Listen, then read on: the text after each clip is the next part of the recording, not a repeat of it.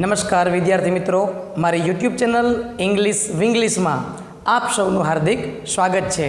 મિત્રો, આજનો વિડીયો એ ધોરણ 7ની અંદર જે અંગ્રેજી ભાષામાં નવું પાઠ્યપુસ્તક આવેલું છે એમાં તમે જોશો તો યુનિટ નંબર 8 કે જેનો ટાઇટલ છે એક્સપ્રેસ યોર સેલ્ફ.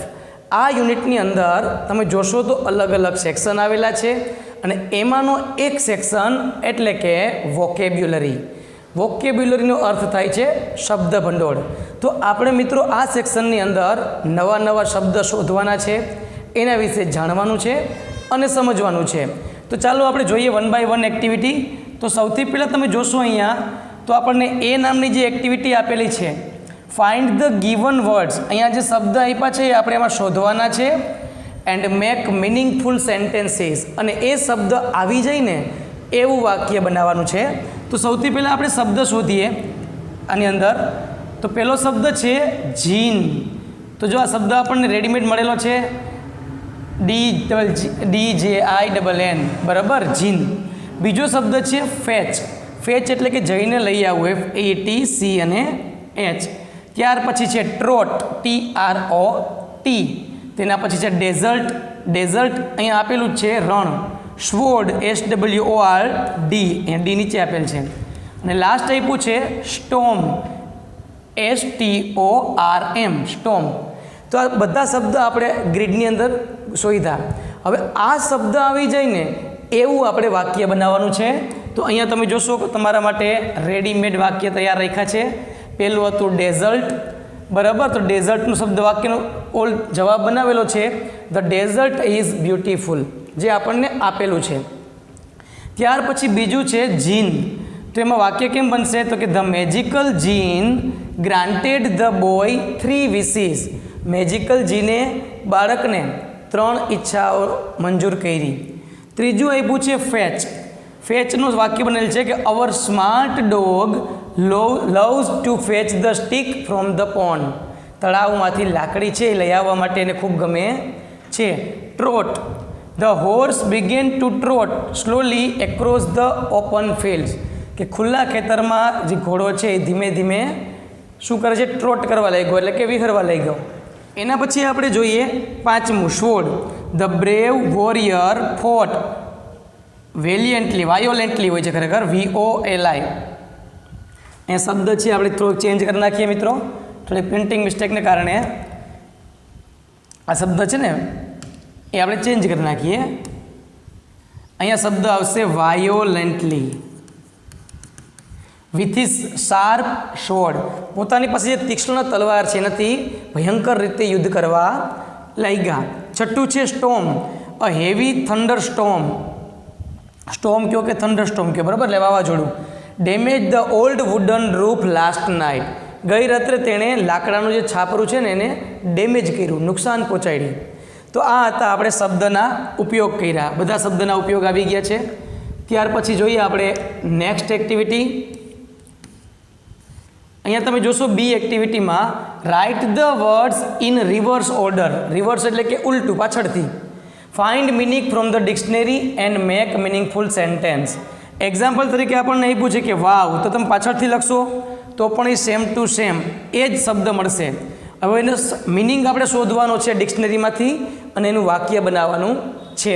તો અહીંયા આપણે જોઈએ વન બાય વન મિત્રો તૈયાર કમ્પ્લીટ કરેલા છે. પહેલું આપ્યું છે એમાં નૂન.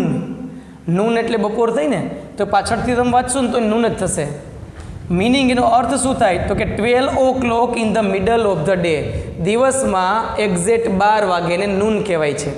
12 વાગ્યા પછીના સમયને આફ્ટરનૂન કહેવાય છે. તો વાક્ય છે we usually eat our hot lunch together at noon. તો વાક્ય બનાવ્યું આપણે.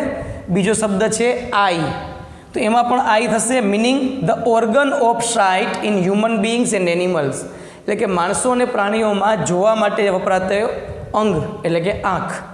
The eagle has a very sharp eye for catching its prey. Prey એટલે કે શિકાર. એટલે એમાં શબ્દ આવી ગયો. ત્રીજું છે રડાર. તો એનો અર્થ જોઈએ આ સિસ્ટમ એટલે કે એવી એક system used to detect the position of aircraft or ship. કોઈ શિપ હોય કે એરક્રાફ્ટ હોય એની પોઝિશન નક્કી કરવા માટે જે સાધનનો ઉપયોગ થાય ને એને રડાર કહેવામાં આવે છે. ત્યાર પછી ચોથું છે વાક્ય જોઈએ, the military airport tracking radar detected the incoming plane. ચોથું વાક્ય લેવલ, તો એનો અર્થ શું થાય? A flat horizontal surface or a position on a scale. કોઈ પણ સ્કેલ ઉપર તમે જો આડું જે સ્થળ દેખાડે ને એને હોરિઝોન્ટલ એટલે કે આડું, એને કહેવામાં આવે છે level. Please make sure the top of the self is perfectly level. Top of the self, self એટલે કે શું ખબર છે?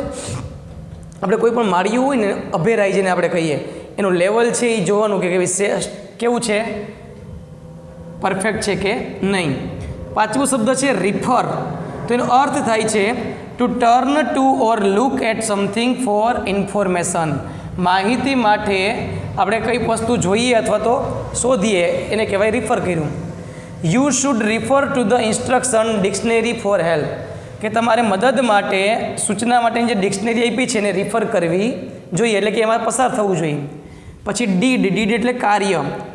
N international action, intentional action or act performed by someone.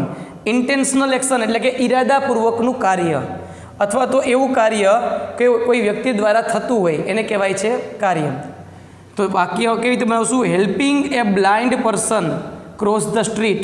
કે કોઈ આંધળા વ્યક્તિ હોય અને એને શેરી પાર કરાવી ઇઝ એ ગુડ ડીડ. એક સારું કાર્ય છે. તો અહીંયા પણ આ એક્ટિવિટી કમ્પ્લીટ થઈ છે. ત્યાર પછી જોઈએ ત્રીજું, સ્ટડી ધ એક્ઝામ્પલ. અહીંયા આપણને એક એક્ઝામ્પલ આપ્યું છે, એનો અભ્યાસ કરીએ. Make new words using the same letters and make meaningful sentence. હવે અહીંયા શબ્દ જે આપ્યો ને એટલા જ અક્ષરનો ઉપયોગ કરી અને નવો અક્ષર શબ્દ બનાવવાનો છે અને એ શબ્દ આવી જઈને એવું વાક્ય બનાવવાનું છે. તો ચાલો આપણે વન બાય વન જોઈએ. તો પહેલું આપ્યું છે આપણને થિંગ, એમાંથી નાઇટ શબ્દ બનાવેલ છે, એક્ઝામ્પલ આપેલું છે. હવે પહેલો શબ્દ આપણે એવો શોધીએ એક્ટ. તો એમાંથી શબ્દ કયો બનશે? CAT, cat. તો કેટ આવી જાય એવું વાક્ય બનાવીએ. The small black cat rain quickly after A tiny mouse. બરાબર, આ એક વાક્ય બનાવ્યું કે નાનકડી સ્મોલ બ્લેક કેટ, નાનકડી કાળી બિલાડી નાના ઉંદરની પાછળ ઝડપથી દોડી શકે છે. પોસ્ટ, તો એમાંથી નવો શબ્દ બનાવીએ સ્ટોપ. હવે સ્ટોપ આવે ને એવું વાક્ય બનાવવાનું છે. The heavy city bus will stop at the main red signal. બરાબર, તેમાં સ્ટોપ શબ્દનો ઉપયોગ થઈ ગયો. ત્રીજું છે ટોન, તેમાંથી નવો શબ્દ બનશે નોટ. બરાબર, the school teacher wrote an important note on the blackboard. Blackboard ઉપર એક મહત્ત્વની નોટ લખે છે. નોટ એટલે આપણે કહીએ ને કે ભાઈ નિયમ, ધ્યાન રાખવું, એ બધું. હર્ટ, તો હર્ટમાંથી શબ્દ બને છે અર્થ એટલે કે પૃથ્વી. The planet earth goes completely around the sun once a year. કે પૃથ્વી જે છે ને એ સૂર્યની ફરતે એક ચક્કર, વર્ષમાં એક ચક્કર મારે છે. પાંચમો શબ્દ આપ્યો છે આપણને સાયલન્ટ. એમાંથી નવો શબ્દ બને છે લિસન. લિસન શબ્દ આવે એવું વાક્ય એટલે students must listen carefully to what the teacher says. તો એમાં લિસન શબ્દ આવી ગયો. ત્યાર પછી શબ્દ છે સ્ટેટ. તેમાંથી નવો શબ્દ બને છે taste. The sweet taste of this fresh mango juice is amazing. તો એમાં આપણે કયો શબ્દનો ઉપયોગ કર્યો? ટેસ્ટનો. તો અહીંયા પણ આ નાની એવી એક્ટિવિટી હતી જે પૂરી થાય છે. ત્યાર પછી જોઈએ હવે લાસ્ટ એક્ટિવિટી આ સેક્શનની, D. Fill in the blanks as per the given example. જેવી રીતે એક્ઝામ્પલ આપ્યું છે આપણને એ રીતે ખાલી જગ્યા પૂરી કરો. તો જોઈએ, the water in the river was as clear as glass. હવે ગ્લાસ અને મડ બે આપ્યું છે. તો ગ્લાસ જેવું ચોખ્ખું છે એમ કહેવાય કે કાદવ જેવું ચોખ્ખું છે એમ કહેવાય? ગ્લાસ જેવું. બીજું જોઈએ, the school bag is A rock when it is full. Balloon અને રોક બે શબ્દ આપ્યા છે. જ્યારે ફૂલ હોય ને ત્યારે ફુગા જેવી લાગે કે રોક જેવી લાગે? તો કે રોક જેવી, પહાડ જેવી લાગે. બરાબર, તો આ રીતે આપણે આ એક્ટિવિટી સોલ્વ કરીએ. લાસ્ટ એક્ટિવિટી, પહેલું, the little girl sings like a ખાલી જગ્યા. તો બર્ડની જેમ ગાય છે એમ કહેવાય કે વાવાઝોડાની જેમ ગાય છે એમ કહેવાય? બર્ડ. બરાબર, એટલે બર્ડ આવશે. ધ જોક વોઝ ફની સો વી ખાલી જગ્યા. હવે જોક્સ ફની હોય તમે રડો કે હસો? તો કે હસીએ એટલે કે laughed. This pillow is as soft as ખાલી જગ્યા. આ જે ઓશિકું છે એ કોના જેવું પોચું છે? તો કે કોટન જેવું, એટલે કે કપાસ. મેટલ તો ધાતુ હોય, કડક હોય. ધ બેબી લાફ્ડ લાઇક, બાળક છે એ કેની જેમ હસે છે? તો કે બેલ્સ કે થંડર. બેલ્સ એટલે કે ઘંટડી વાગતી હોય ને એવો રણકો થાય. થંડર એટલે તો ગાજવીજ થાય, એમ થોડું હશે કોઈ. Wild animals live in the ખાલી જગ્યા. તો જંગલી પ્રાણી છે એ ક્યાં રહે છે? જંગલમાં કે સિટીમાં? એ અત્યારે સિટીમાં જોવા મળે, બરાબર. એટલે આપણો જવાબ આવશે જંગલ. તો અહીંયા આ નાની એવી એક્ટિવિટી પણ આપણે કમ્પ્લીટ કરી.